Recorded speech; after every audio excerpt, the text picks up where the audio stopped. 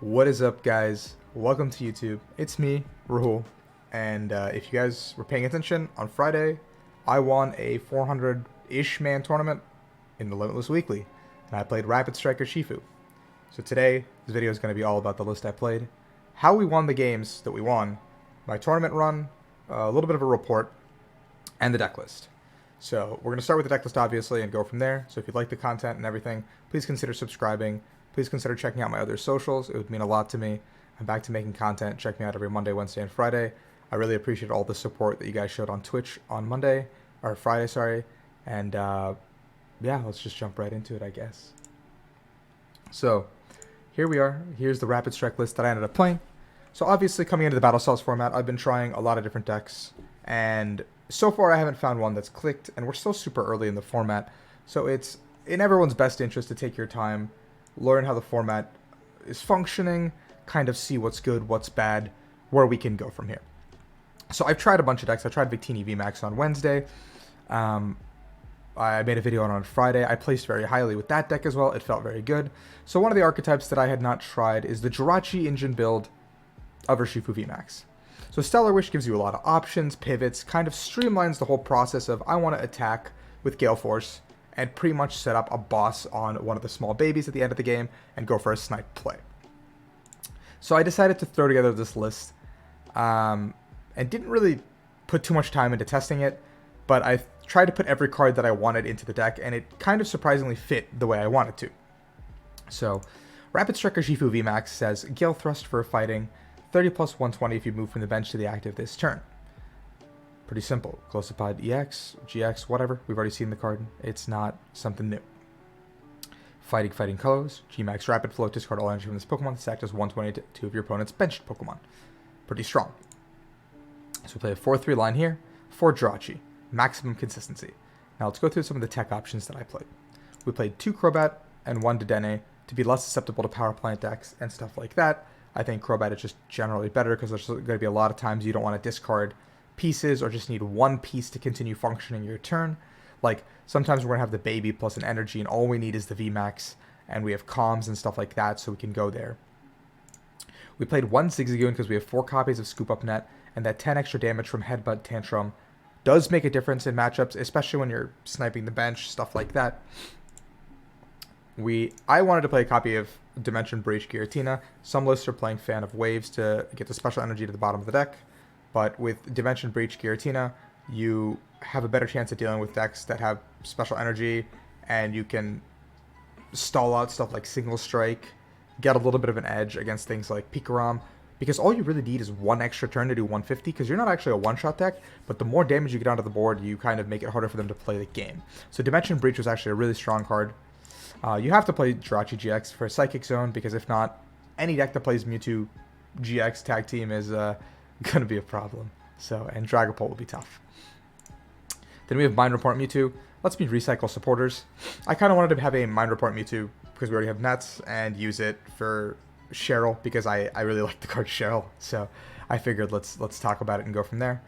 Now let's go to the bottom of the deck, see our other options. We have 2 Escape Rope, 4 Scoop Up Net, and 4 Switch, as well as 2 Air Balloons as all of our retreating switching options. So if you guys are counting at home, that is 12 switching cards, which is pretty crazy, but you do need that because you need to be able to move your Urshifu VMAX into the active to attack. And Scoop Up Net is a really good card with all of our like one prizer / utility Pokemon we play. We have 1 copy of Great Catcher as well as 3 copies of Boss, simply because there's going to be turns where we can't use the Boss, but the Great Catcher can get us ahead by bringing up that Dedenne to seal out the game. Simple, easy. We have 3 copies of Pokémon Communication, 4 copies of Quick Ball, basically our search engine for the deck. We're going to be seeing cards with Jirachi anyway, so we can kind of dig and fetch what we need to fetch and then go from there. So Calm is really, really strong, especially in a deck like this where we have all these utility cards that we may not need to see, and we need to find something like a VMAX, etc. 2 copies of Martial Arts Dojo. If we're behind, we do 40 extra damage. If we're ahead or even, 10 damage with basic fighting. So 160, math checks out pretty good on Victini VMAX, plus 40. Again, something like ADP. If we're behind, we can do 160, or sorry, we can do 190 to an ADP, but also this means we can go 160 to an ADP, and then 150 and knock it out. or we can go 160 and then snipe the ADP the following turn, knocking out the active and hitting something on the bench. So it definitely sets up numbers and doesn't need you to use Zigzagoon Ping every time. So it sets up numbers really, really well, and I really, really like this card as a counter stadium to stuff. The free retreat stadium is nice and all, but that's only good for the auxiliary build. One copy of Cheryl. I figured you won't use this card very often, but the games you do, it will swing the game enough to potentially win you the game, and that's why I have it in the deck. 3 copies of Marnie, because you do want to make your opponent stumble at some points. And then 4 copies of Research, because we want to draw cards, obviously. We have 4 Rapid Strike Energy, and 5 Basic Energy. Very standard, very stable. So, that being said, let's jump into my tournament report. Here you guys can see exactly what I played against. So let's go through some of the matchups that may not be as straightforward as these 4 Eternity. We went up against Joel Deluxe in our first matchup, Jack from Omnipoke. You guys might know him, very good player. And he's playing his Dragapult Urshifu deck that he's been piloting for quite some time. So it looked like the game was pretty much doomed for me. Because he got ahead, I missed an attack. Things weren't looking good. He pitched my energy with Giratina. Yeah, it was rough. It was really rough. But then there was this really crucial turn where I went Marnie, managed to find a Rapid Strike Energy, and Great Catcher up the Dedenne.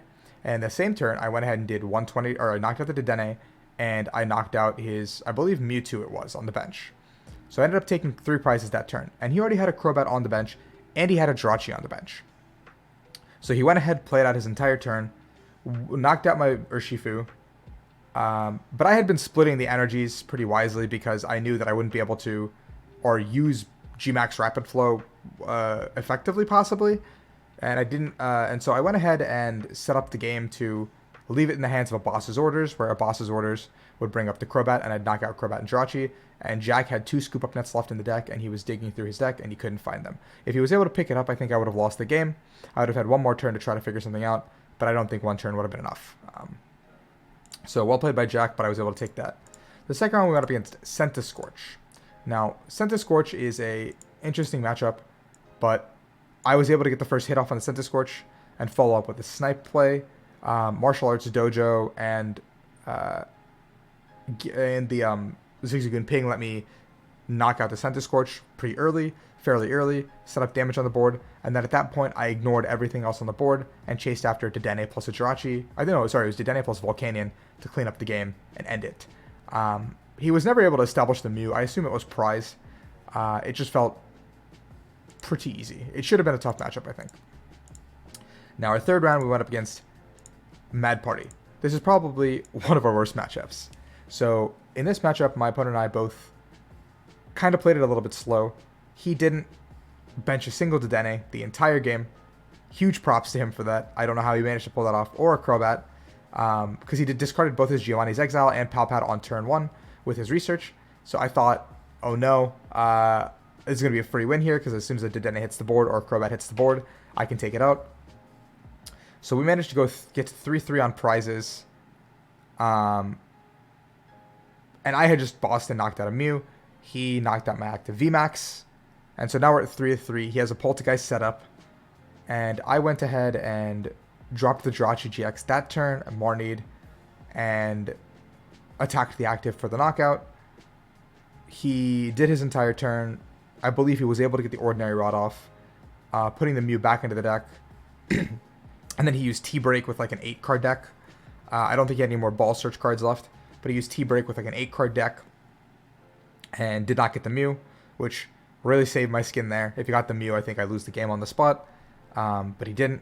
And then I was able to just simply use Gmax Rapid Flow to take out 2 of his attackers or whatever and win the game there. The next 3 rounds were up against Eternatus.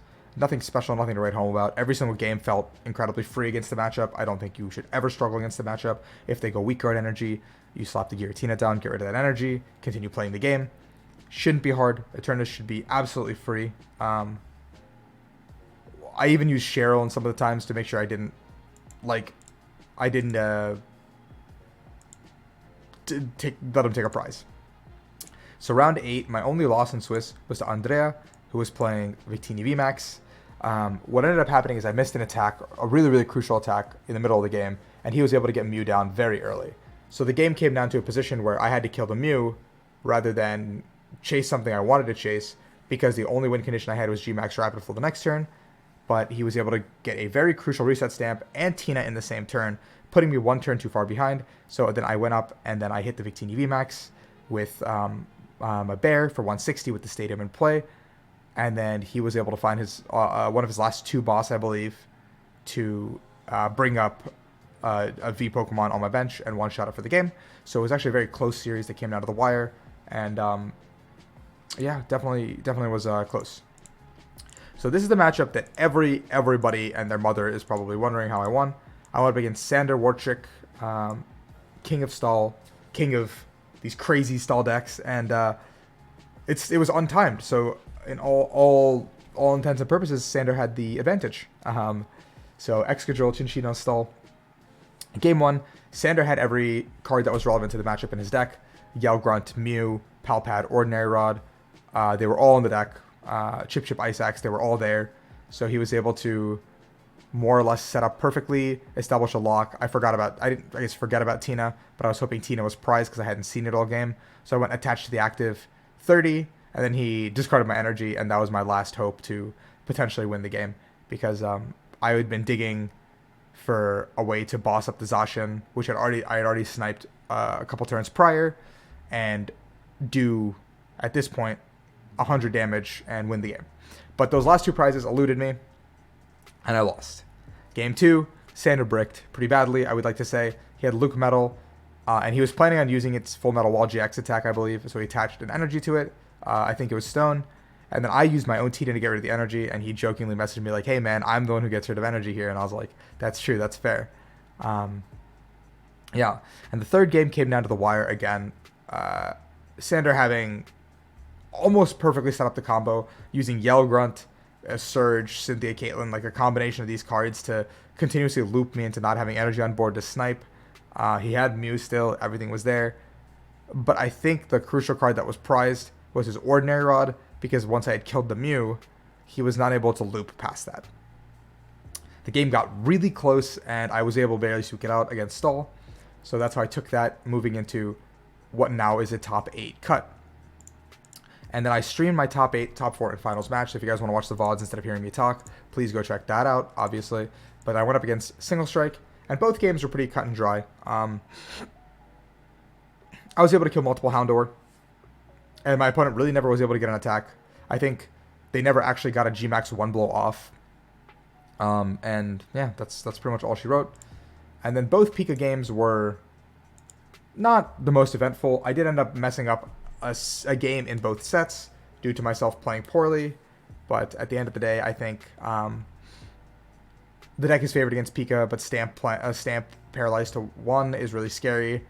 And I was able to take down the Limitless Weekly tournament and become one of the 25 champions so far in a 400+ man event. So if you guys enjoyed that content, thank you so much for watching. Thank you so much for supporting me. Thank you for all the messages that have come through. It's really meant a lot. It's been a very long time since I've competed seriously, especially with no actual tournaments going on, with the online circuit coming back. But there's a certain fire under me. I'm back to prove myself. I'm back to make everyone who's watching, everyone who's supporting me happy, proud, whatever I can say. So thank you for being here. Thank you for supporting me. And hope you're here every Monday, Wednesday, and Friday for content. I'll stream as much as I can, obviously. School's starting soon for me, my master's program, so I might be a little bit busier in the evenings. But until next time, thank you guys. Thank you for supporting me. Subscribe, spend time with me, come hang out on Twitch. Let's play tournaments together. And until, I guess, next time,